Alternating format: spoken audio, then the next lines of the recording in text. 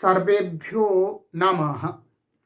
देववाणी संस्कृतम ई गुरुकुलम में आप सभी महान भावों का हार्दिक अभिनंदन है।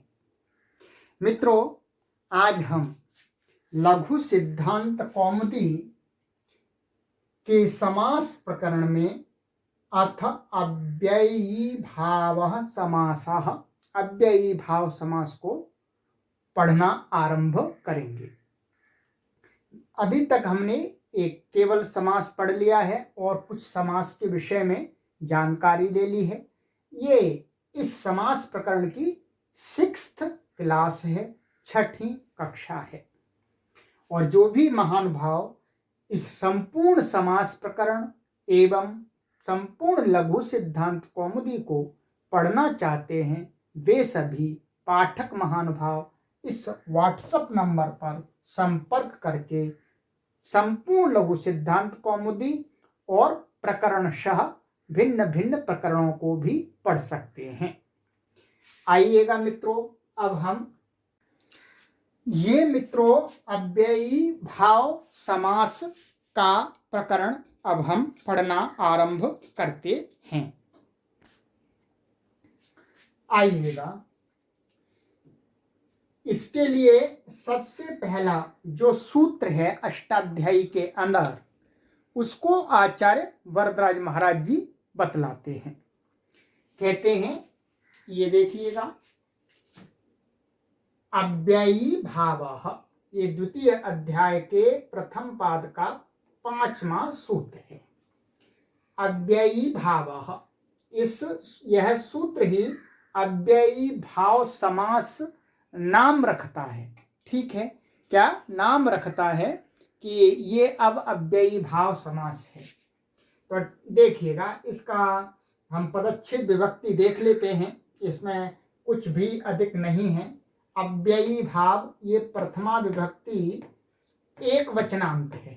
ठीक है, प्रथमा विभक्ति एक वचनांत है बस केवल। और इसका सामान्य सा, इसमें कुछ समास नहीं है। इसका अर्थ देखिएगा, अधिकारो अयम प्राक तत्पुरुषात्। कहते हैं ये कैसा सूत्र है? अधिकार सूत्र। अधिकार सूत्र है। अधिकार सूत्र का जो अर्थ होता है वो क्या होता है? वो अपने अधिकार में रख करके दूसरे सूत्रों को चलाता है। मानिए राजा होता है, काम तो दूसरे सूत्र करते हैं, काम तो प्रजा करती है, सेना करती है, परंतु राजा जैसे जैसे बोलता है उतने ही क्षेत्र में वो कार्य करते हैं, अधिक में नहीं करते हैं। तो ठीक इसी प्रकार से ये जो अधिकार सूत्र होते हैं, ये बतलाते हैं भाई इससे बाहर नहीं जाना है, सीमा का उल्लंघन नहीं करना है। तो अधिकार सूत्र है। तो इसलिए आचार्य वरदराज महाराज जी ने कहा अधिकारो अयम, माने यह जो सूत्र है वह क्या है? अधिकार सूत्र है। ये जो यहाँ पर जो आप देख रहे होंगे, ये अधिकारो अयम, तो आपके मन में ये भाव आ सकता है कि सूत्र शब्द तो नपुंसक लिंग है, परंतु यहाँ पर ये पुल्लिंग कर दिया, अयम माने यह। तो इसमें ऐसा है, ये क्या है? कह सूत्र को रहा है, पर यहाँ अधिकार शब्द क्या है? पुल्लिंग है। क्या? पुल्लिंग है। तो अधिकारो अयम माने यह अधिकार सूत्र है। ठीक है, तो ये हम आगे आपको जब संस्कृत के अनुवाद आदि पढ़ाते हैं वहां बतलाते हैं। ये कहीं पर जो सर्वनाम होते हैं उनका लिंग उद्देश्य के अनुसार होता है, कहीं विधेय के अनुसार होता है। ठीक है, ये वहां समझाएंगे। तो यहाँ पर उसी रूप में यहाँ अयम कहा है। वह प्राक तत्पुरुषात्, माने प्राक माने पहले, कब से? तत्पुरुषात्। तत्पुरुष समास जब तक आरंभ नहीं होगा नीचे अष्टाध्यायी में, वहां से पहले ये जाएगा, वहां तक अधिकार ये रखेगा। अब देखिएगा, अष्टाध्यायी को भी मैं आपको दिखला देता हूं। ठीक है, ये देखिएगा, ये तो आपको और सरलता हो जाएगी।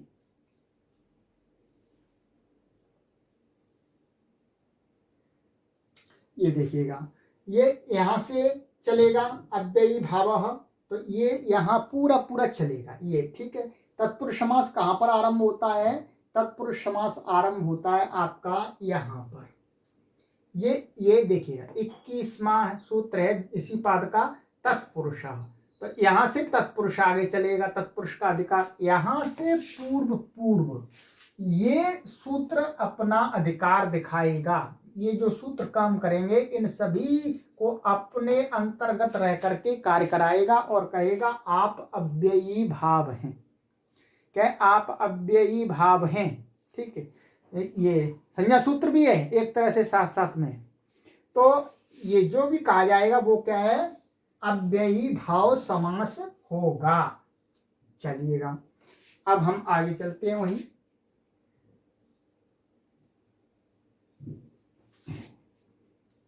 तो अब सबसे पहला जो समास विधायक सूत्र है अर्थात विधि करने वाला वह सूत्र है आपका यहाँ पर अव्ययी भाव को करने वाला अव्ययम विभक्ति समीप समृद्धि वृद्ध्यर्थाभावात्यया संप्रति शब्द प्रादुर्भाव पश्चाद्यथानुपूर्व्य यौगपद्य सादृश्य संपत्ति साकल्यांत वचनेषु, ठीक है। ये सूत्र है। अब ये सूत्र बहुत बड़ा सूत्र है, ठीक है। इसके अंदर दो पद हैं।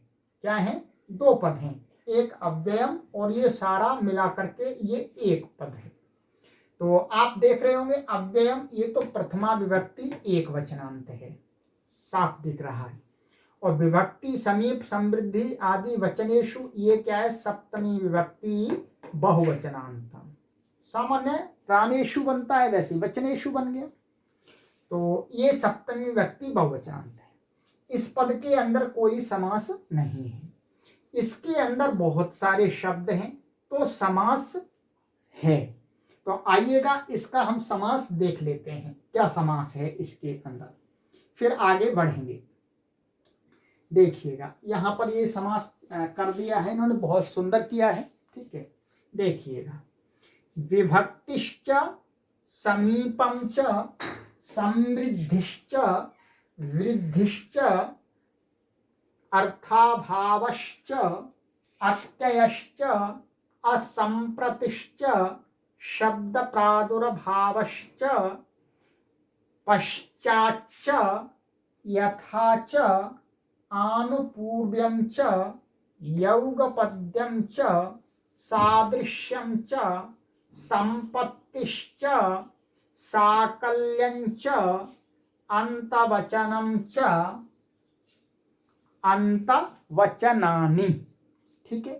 अंतवचनानि और तेषु अंतवचनेषु। तो देखिए विभक्ति समीप समृद्धि विद्यर्थाभावात्यया संप्रति शब्द प्रादुर्भाव पश्चाद्यथानुपूर्व्य यौगपद्य सादृश्य संपत्ति साकल्यांत वचनानि और तेषु वचनेषु सप्तमी बहुवचन है। तो ये इसके अंदर कौन सा समास है? सामान्य रूप से इतरेतर योग द्वंद्व समास है, लिखा हुआ। क्या समास है? इतरेतर योग द्वंद्व समास। तो ये समास हो गया। इसके अंदर भी समास ये वाला इतरेतर योग द्वंद्व हम आगे सीखेंगे, परंतु पहले सूत्र के अंदर समास करके तो दिखलाना पड़ेगा हमें आपको। चलिएगा अब हम इसके अर्थ की तरफ चलते हैं, ये कहता क्या है। तो आचार्य वरदराज महाराज जी इसके बारे में कुछ ये कहना चाहते हैं। क्या कहना चाहते हैं? बहुत सरल सा है, ठीक है। कहते हैं अर्थ विभक्त्यर्थादिषु वर्तमानम अव्ययम सुबंतेन सह नित्यं समस्यते सोऽव्ययी भावः प्रायेण अविग्रहो नित्य समासः कायेण स्वपद विग्रहो वा। ठीक है, इतना तो पढ़ा दिया हमने। अब इसके अंदर क्या है, ये इसका जो अर्थ बना, अर्थ कैसे बना, इसमें किस किस की अनुवृत्ति आती है, अनुवृत्ति को भी हम आपको दिखला देते हैं, जिससे आपको सरलता हो जाएगी। देखिएगा, इसमें ऊपर से आता है आपका एक तो आता है सुबा मंत्रते परांगवत स्वरे। क्या? सुबा मंत्रते परांगवत स्वरे से आता है आपका ये यहां पर देखिएगा, ये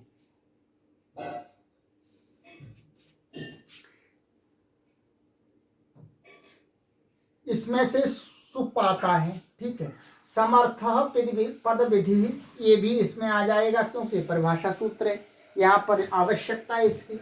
ठीक है, और साहा क्या है, ये साहा भी आएगा, साहा आएगा। और ये सुपा, सुपा की या ये सारे पद हैं, ये सब पद हैं, तो इनकी अनुवृत्ति आती है और इसकी भी अनुवृत्ति आएगी, ये इसमें इसके अधिकार में रहेगा। ठीक है, तब इसका ये अर्थ बना आपका, क्या अर्थ बना कि इन अर्थों में वर्तमान, एक है पश्चात, विभक्ति, समीप, समृद्धि, और ये अर्थ हैं, बहुत सारे शब्द दिए। इन अर्थों में वर्तमान जो अव्यय, क्या? अव्यय, अव्यय, बहुत सारे अव्यय हैं।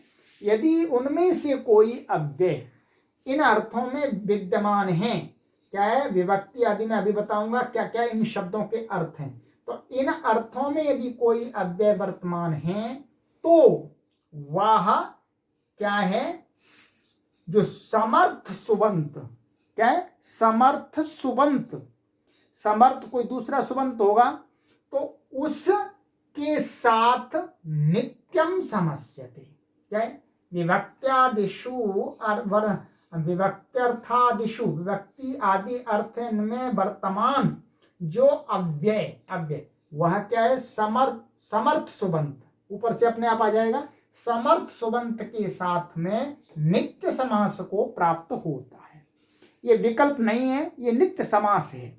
इसमें आपको अलग अलग, जैसे हम बोल देते हैं राज्यः पुरुषः, सुवर्णस्य कंकणः, ऐसा भी बोल सकते हैं, और समस्त पद भी बोल सकते हैं, राज पुरुषः सुवर्ण कंकणः, परंतु यहाँ पर नहीं ऐसा, यहाँ पर समास करके ही बोलना होता है, ये अभी बता रहे हैं।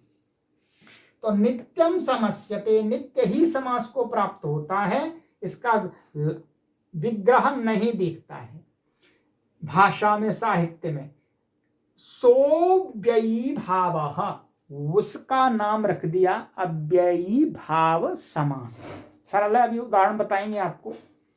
और क्या कहते हैं, प्रायेण अविग्रह नित्य समास है। इसी बात को करें नित्य समास का, कि प्रायेण इसमें विग्रह नहीं दिखता है। जैसे मैंने बताया आपको कि हम दो जो भी समस्त पद होते हैं उनको कैसे, जैसे राज पुरुषः, जो आगे समास आने वाला है, ऐसा भी बोल सकते हैं, और राज्यः पुरुषः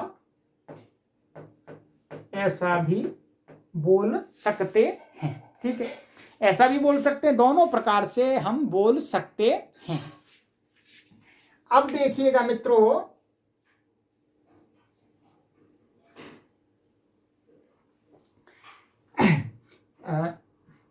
ये आपका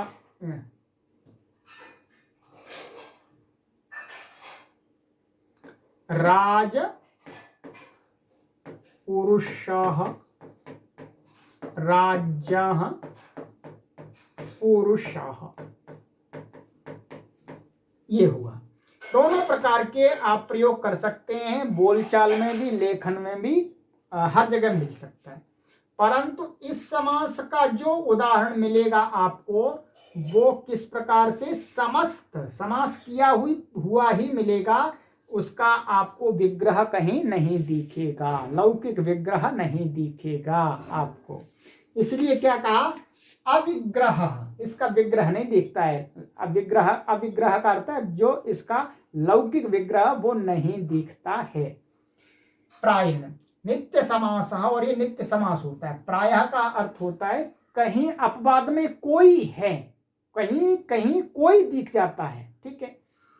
और कहते हैं प्रायेण अश्वपद विग्रहो वा, अथवा ऐसे भी कह सकते हैं कि इसका जो विग्रह करते हैं या जो इसका विग्रह होता है, जैसे हमने यहाँ राजपुरुषः का विग्रह क्या किया, राज्यः पुरुषः। क्यों? क्योंकि इसके अंदर राज शब्द दिख रहा है, राजन का है, तो राज्यः बना दिया, पुरुष दिया पुरुष का। तो ये जो समास है, इसका जो विग्रह किया है वो हमने इसी के पदों से किया है, परंतु इसका जो समास होगा अव्ययी भाव, इसका जो समस्त पद होगा उसके अंदर जो पद होंगे उनसे विग्रह हम नहीं दिखला सकते। कैसे? एक उदाहरण में अभी दूसरा बताता हूं आपको। जैसे ये उदाहरण लीजिएगा, उपगंगम। क्या? उपगंगम, ये अव्ययी भाव का उदाहरण है। तो अब ये उपगंगम बना मित्रों, तो उपगंगम, अब इसका ये तो हो गया समस्त, अब इसका कोई कहे हमें इसको विग्रह करो, विग्रह करो, तो फिर भी हम विग्रह करके मिलता नहीं है। फिर अश्वपद माने इस गंगम और उप, इन दोनों का हम प्रयोग करके विग्रह नहीं बना सकते। इसका विग्रह बताएंगे हम किसी को, तो कैसे बताएंगे? गंगायाः, ये देखिएगा, गंगायाः समीपम, ये गंगायाः समीपम ऐसे बतलाएंगे।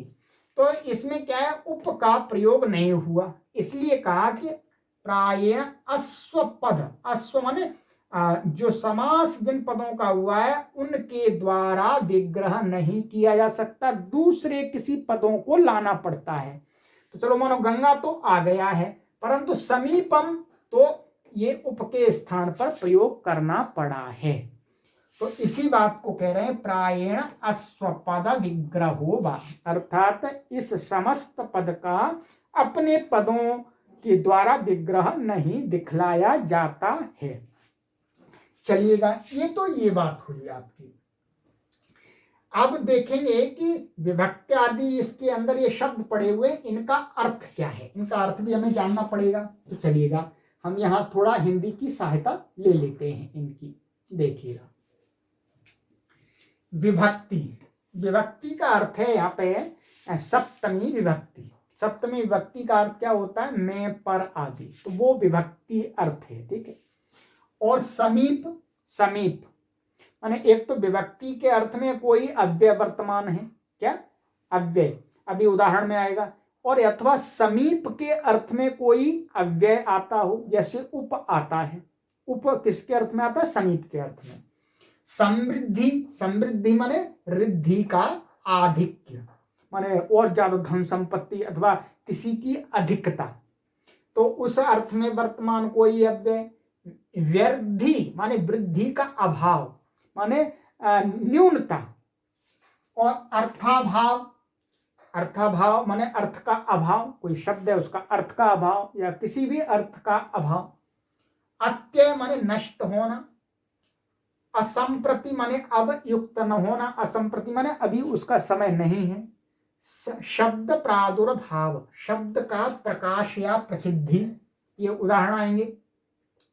पश्चात पीछे, यथा योग्यता अथवा वीप्सा, पदार्थानतिवृत्ति और सादृश्य, इन अर्थों को आगे उदाहरणों में आपको समझाया जाएगा, तभी आपको समझ में आएंगे।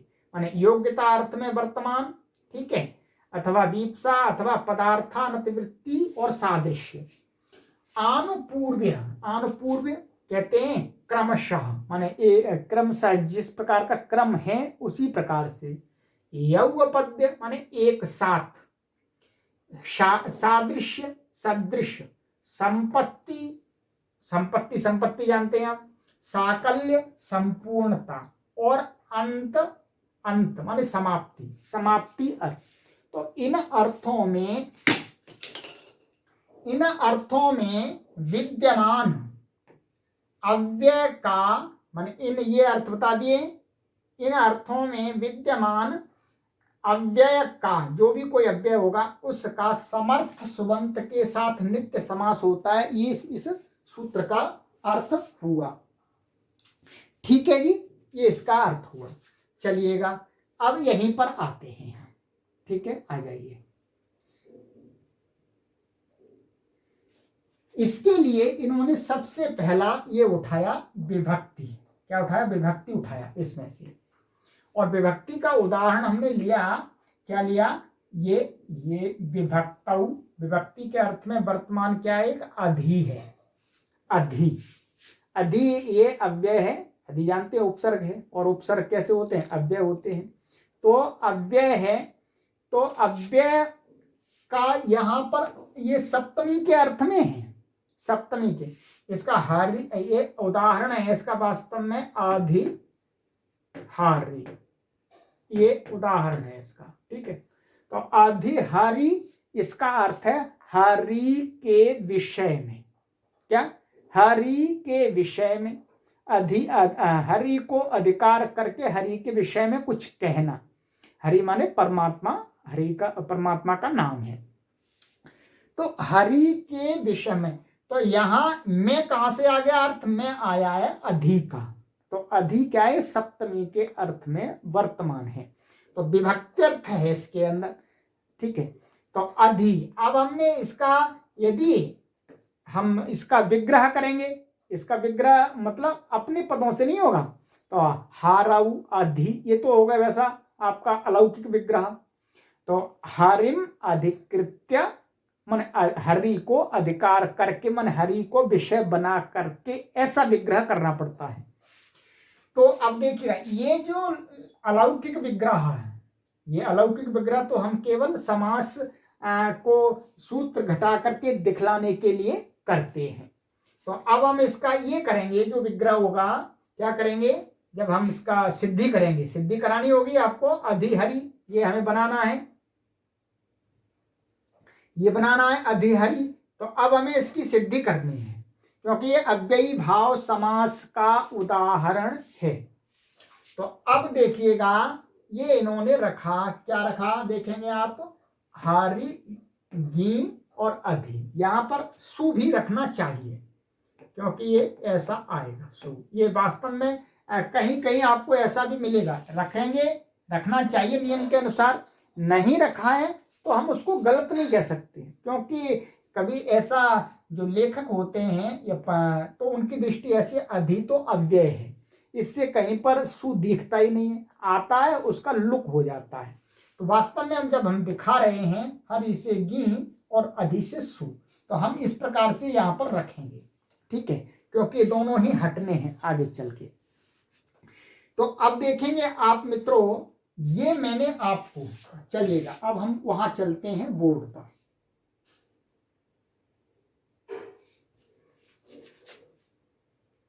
ये हमारा हुआ, ये हमारा एग्जाम्पल है आधि हरि। ठीक है, ये हमको सिद्ध करना है। आप देखिएगा, हमने इसका अलौकिक विग्रह किया, हरि घी, हरि में, हरि के विषय में अधि सु। ठीक है, ये सु कर दिया। अब यहाँ पर जो अधि है, ये विभक्ति के अर्थ में विद्यमान है। किसके अर्थ में विद्यमान है? विभक्ति के अर्थ में। विभक्ति माने में, सप्तम अर्थ में वर्तमान है। तो इसलिए जो अब आपका, और ये अव्यय भी है, क्या है? ये अव्यय भी है, अव्यय है। तो अब आपको इसमें, तो यहां पर अब क्या है, हम इस सूत्र से समास करते हैं मित्रों। ये सूत्र है, क्योंकि ये अव्यय अधि अव्यय था और विभक्ति के अर्थ में ये वर्तमान है, इसलिए अब इसका समर्थ सुबंत मन हरि के साथ समास होगा इस सूत्र से। और ये सूत्र जो समास करेगा, वो समास कैसा होगा? अव्ययी भाव समास। ठीक है, अव्ययी भाव समास होगा, ये बता दिया है। आ जाइएगा, इसका समास हो गया पूरे का। ठीक है, समास होने पर हमने गत कक्षा में बतला ही दिया था कि समास होने पर इसकी सबसे पहले क्या होती है? कृतद्धित समासाश्च। इस सूत्र से कृतद्धित समासाश्च से क्या होती है, प्रातिपदिक संज्ञा। इस पूरे की प्रातिपदिक संज्ञा हो गई। ठीक है, प्रातिपदिक संज्ञा हो गई इसकी। तो प्रातिपदिक संज्ञा होने से क्या हमें लाभ मिला? पहला कि सुपो धातु प्रातिपदिकयो हो। क्या? सुपो धातु प्रातिपदिकयो से क्या हुआ? सुप और धातु अथवा प्रातिपदिक के अवयव सुप का लुक हो जाएगा। तो ये पूरे की प्रातिपदिक संज्ञा है। और प्रातिपदिक के अवयव सुप क्या है? सु और ये गी, इनका लुक हो गया। लुक हो गया। लुक क्या होता है? प्रत्ययस्य लुक श्लु लुपः, माने प्रत्यय के आदर्शन की ही लुक संज्ञा होती है, लुप और श्लु संज्ञा होती है। तो यहाँ लुक है, आदर्शन माने यहां से ये हट जाएंगे। क्या है? ये हट गए। प्रातिपदिक संज्ञा करने से ये लाभ मिल गया आपको कि सुपो धातु प्रातिपदिकयो से यहां पर ये हट गया आपका। अब क्या बचा आपका? हरि और अधि, ये पूरा प्रातिपदिक बन गया। ठीक है, क्या बन गया? प्रातिपदिक बन गया। अब हमको यहां पर ये देखना है, हमारा उदाहरण क्या है? आधि हारी। और यहां हमको क्या दिख रहा है? हरि अधि, उल्टा दिख रहा है। अधि महाराज जी बाद में रखें, हरि महाराज जी पूर्व में रखें, और हमको रखना क्या है? अधि महाराज जी को पहले रखना है, हरि महाराज जी को बाद में रखना है। ठीक है, तो अब क्या करेंगे? ये पूर्व में कैसे आए अधि? तो इसके लिए नियम है। तो इसके लिए आचार्य वरदराज महाराज जी महर्षि पाणिनि का सूत्र हमें अब पढ़ाने जा रहे हैं, उसको देखेंगे। ठीक है, देखिएगा। ये सूत्र है, बहुत ही ये थोड़ा समझने में आपको कठिनाई नहीं होनी चाहिए। सूत्र है प्रथमा निर्दिष्टम समास उपसर्जनम। ठीक है, देखिए ध्यान से देखेंगे। प्रथमा निर्दिष्टम समास उपसर्जनम, इसका अर्थ है मित्रों क्या है? देखिएगा, इसका हम पहले पदच्छेद आदि देख लेते हैं। सबसे पहले पदच्छेद देख लेते हैं। चलिएगा, यहां आ जाइएगा। ये देखिए,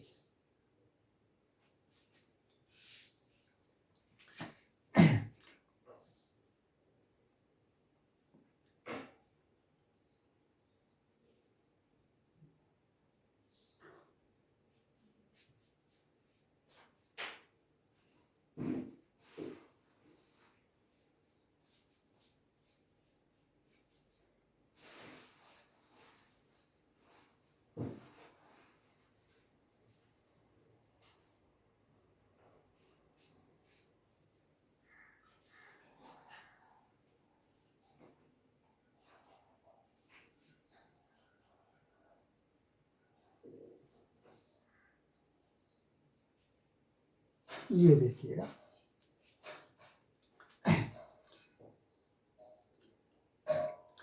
प्रथमा निर्दिष्टम, प्रथमा विभक्ति एक वचनांत है ये।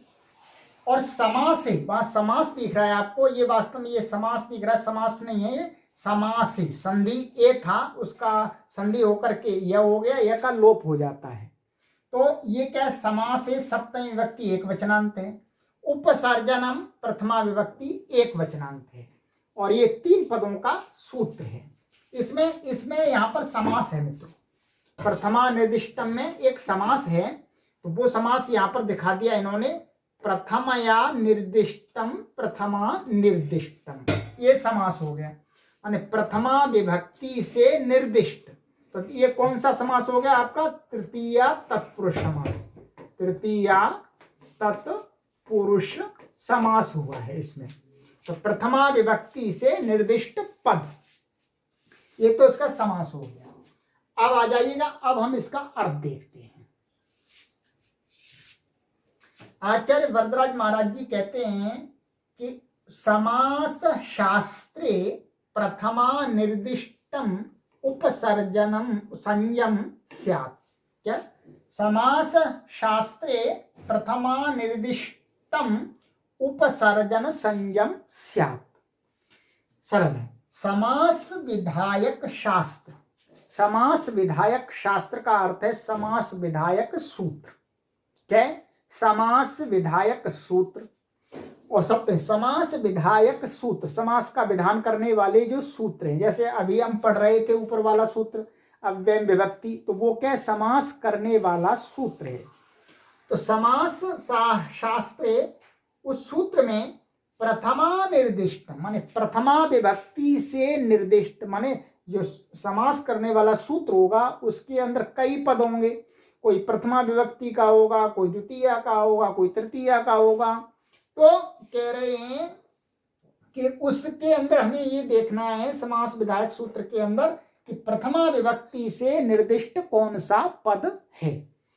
तो जो पद है उसके द्वारा जिसको कहा जा रहा है, या ध्यान रखना है, समास विधायक सूत्र के अंदर प्रथमा विभक्ति से निर्दिष्ट जो पद वो जिसको कहता है, यहां पर ये जोड़ना है आपको, वह जिसको कहता है उसकी क्या हो जाती है, उपसर्जन संज्ञा, अर्थात वो उपसर्जन संज्ञक हो जाता है।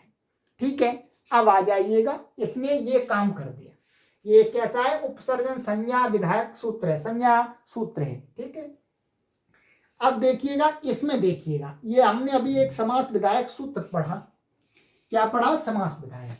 अब इसमें प्रथमा से निर्दिष्ट कौन सा पद था, ये तो सप्तमी से निर्दिष्ट है, यहां से लेकर के यहां तक ये तो सप्तमी व्यक्ति बहुवचन है। जो अव्ययम था ये क्या है, प्रथमा विभक्ति एक वचन था, और ये समास विधायक सूत्र है तो ये प्रथमा विभक्ति से निर्दिष्ट है। और ये जिसको कहता है, ये जिसको कहता है, किसको कहता है, ये कहता है अव्ययों को। अव्यय क्या है, ये उप है, ठीक है, अधि है, ठीक है, और सारे सु आदि हैं, और भी बहुत सारे अव्यय हैं। तो इस अव्यय का अर्थ क्या है, ये, तो इनकी क्या हो जाएगी, उपसर्जन संज्ञा। जब इस समास करेंगे तब, क्या समास करते समय, वैसे नहीं, वैसे हर जगह नहीं होगी, जब समास करेंगे तो इनकी, इस सूत्र से जब समास करेंगे तो इनकी क्या हो जाएगी, उपसर्जन संज्ञा।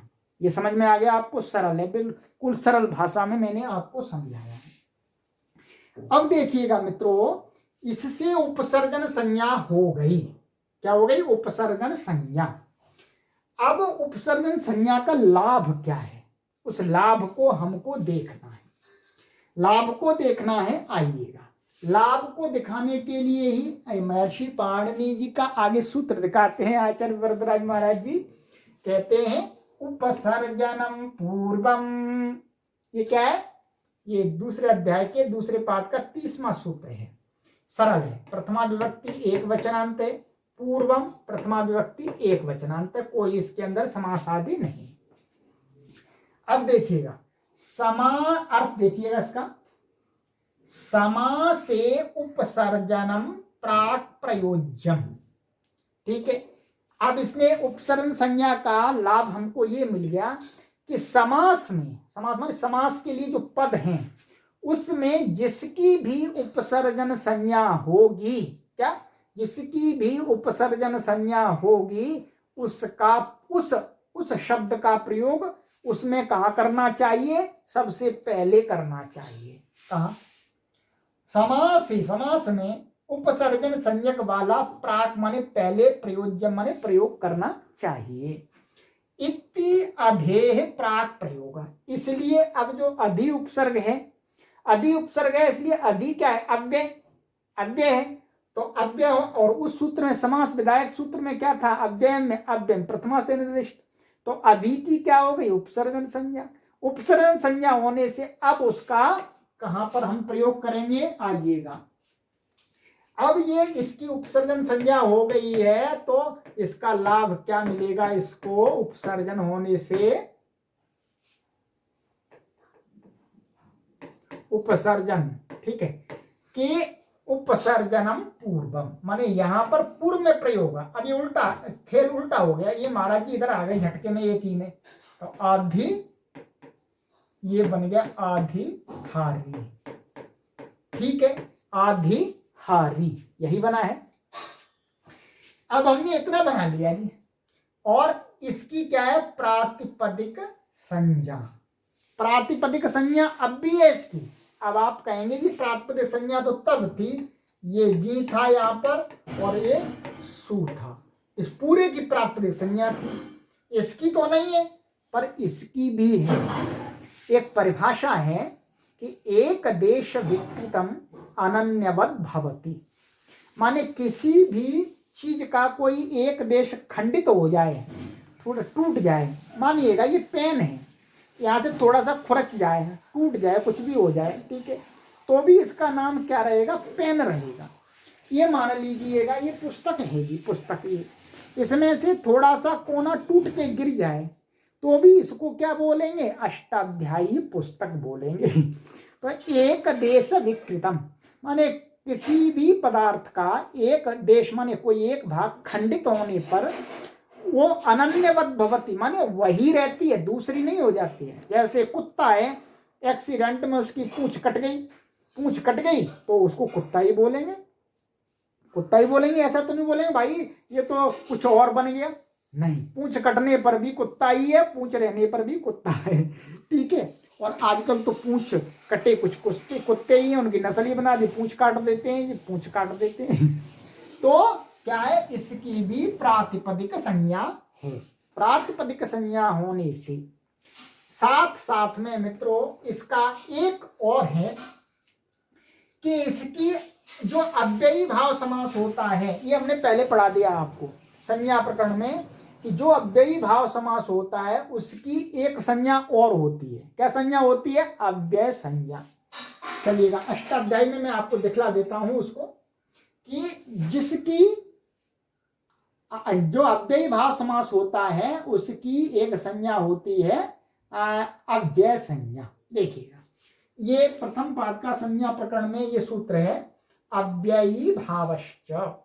ये कहता है कि जो अव्ययी भाव समास होता है वो क्या होता है, अव्यय होता है। ऊपर से इसमें अव्यय आ रहा है, ये क्या आ रहा है, अव्यय आ रहा है, तो ये अव्यय संज्ञा करता है। तो अव्ययी भाव समास, तो ये जो आपका समास है ये क्या है, अव्ययी भाव समास।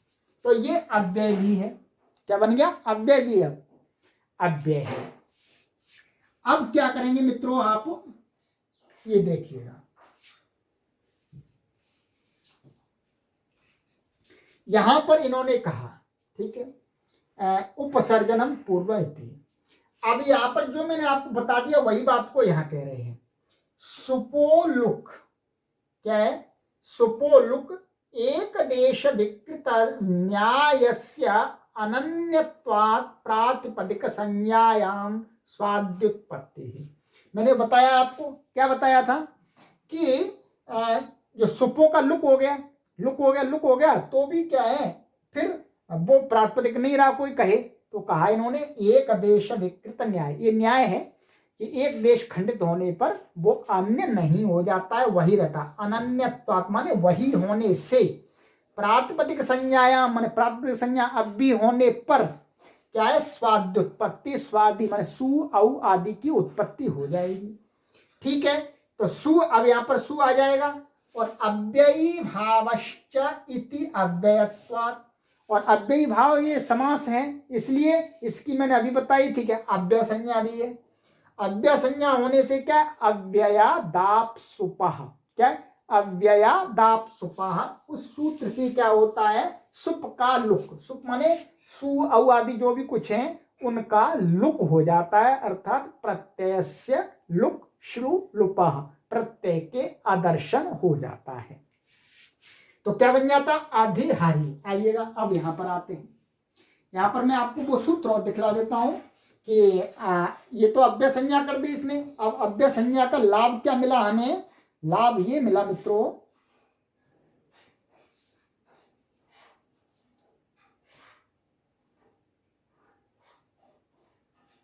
ये देखिएगा, ये सूत्र है आपका अव्यया दाप सुपह, कि अव्यय से उत्तर, ठीक है, अव्ययात आप सुपह माने ये आप और सुप, यहां सुप को लेना है, सुप का लुक हो जाता है, अर्थात वो हट जाते हैं।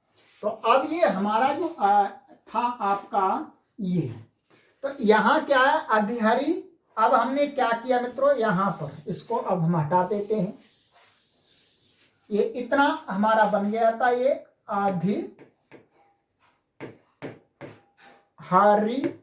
और इसकी प्राथमिक संज्ञा होने से हमने पूर्ववत स्वादि उत्पत्ति कर देंगे। हमने स्वादि उत्पत्ति आपको पहले दिखा दी। सु आ गया, ये सु। अब क्या है, इसकी अव्यय संज्ञा होने से अव्यया दाप सुपा से क्या हो गया, इसका लुक हो गया। क्या हो गया, लुक। लुक का अर्थ होता है आदर्शन। आदर्शन माने नहीं दिखना, तो ये हट गया। क्या बन गया आपका, अधिहारी।